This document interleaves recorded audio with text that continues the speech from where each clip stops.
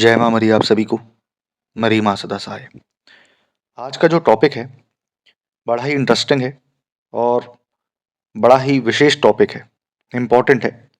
जो लोग भी ग्रामीण तंत्र में रुचि रखते हैं, ग्रामीण विद्या, गांव की विद्या, शाबरी विद्या, अखारी विद्या, ये सारी चीज़ जो सीखना चाहते हैं और जो करते आए हैं, ओझा, गुनी, पंडा, भूमिया, सेवड़ा, साधक, उन सब के लिए काफ़ी ज्ञान की बात है कि माता बड़ी बिजासन कौन है और इनका एक्चुअल में कार्य क्या होता है, इनकी साधना कितने दिन की होती है, साधना किस तरीके से की जाती है, साधना में क्या क्या रूल्स रेगुलेशंस होते हैं और साधना होने के बाद आपके साथ दैविक शक्ति किस रूप में चलती है। तो पहले तो बात करेंगे कि माता बड़ी बिजासन कौन है। माता बड़ी बिजासन जो है वो बिजासन देवी का ही एक बड़ा रूप है, उग्र रूप है। जिस तरीके से माँ काली होती हैं उसी तरीके से महाकाली होती हैं।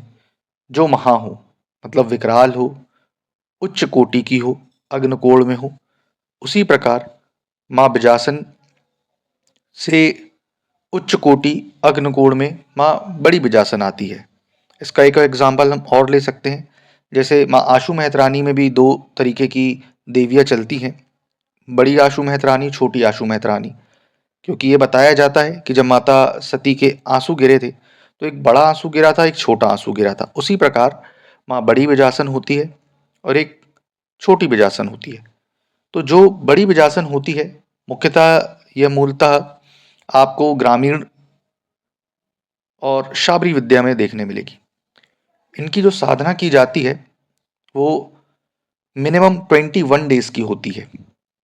जिस तरीके से आपको मालूम होगा कि बिजासन का अर्थ ही होता है कि बीजों का आसन होना, तब साधक जब माँ बिजासन की साधना करता है तो 7 प्रकार के दाने, जिसको अन्न के दाने बोलते हैं, वो आसन में लगा करके बैठता है।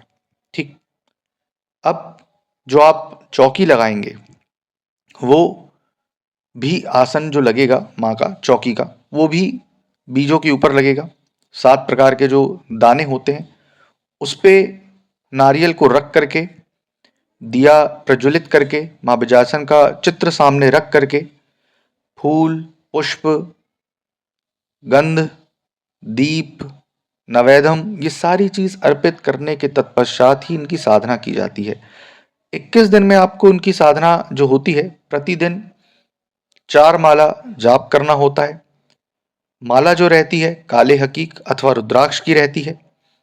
इसमें ध्यान देने वाली बात यह है कि जब आप आसन लगाते हैं तो आसन के सामने आपको एक कपड़ा रखना होता है लाल कलर का, उस पर 7 प्रकार के दाने रखने होते हैं। कई लोग ऐसा समझ लेते हैं कि अन्न के ऊपर ही बैठकर साधना करनी है। दैट इज वाई उनको ये बताना जरूरी था। अब आते हैं कि इनकी साधना का जो काल होता है वो रात्रिकालीन ही होता है, क्योंकि ये उग्र प्रचंड देवी हैं।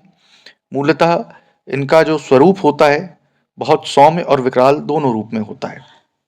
यह साधक को मान, मर्यादा, प्रतिष्ठा, धन, वैभव, सौभाग्य अति शीघ्र फल प्रदान करने वाली है। और सबसे अच्छी बात यह होती है कि इनके साधकों को कभी भी अपने शत्रुओं पर वार करने की आवश्यकता नहीं होती है। माँ अपने हिसाब से ही खुद उनको देख लेती है। जैसा कि मैंने बताया, रात्रिकालीन में आपको 4 माला प्रतिदिन जाप करना होता है। मिनिमम जो साधना होती है 21 डेज की होती है।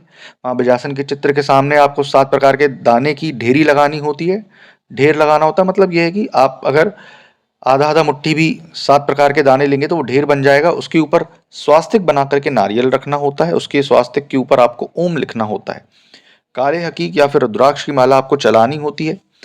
जो इनका दिया रहता है वो दक्षिणमुखी जलता है, सरसों के तेल का अथवा कच्चे तिल के तेल का। उसी प्रकार जब आप धूप दीप अगरबत्ती करते हैं रात्रिकालीन में, जब आप साधना करते हैं इनकी, तो आपको बहुत सारे डरावने, किलकारी मारती हुई एक कोई औरत, ऐसी सारी चीज़ों के अनुभव होते हैं।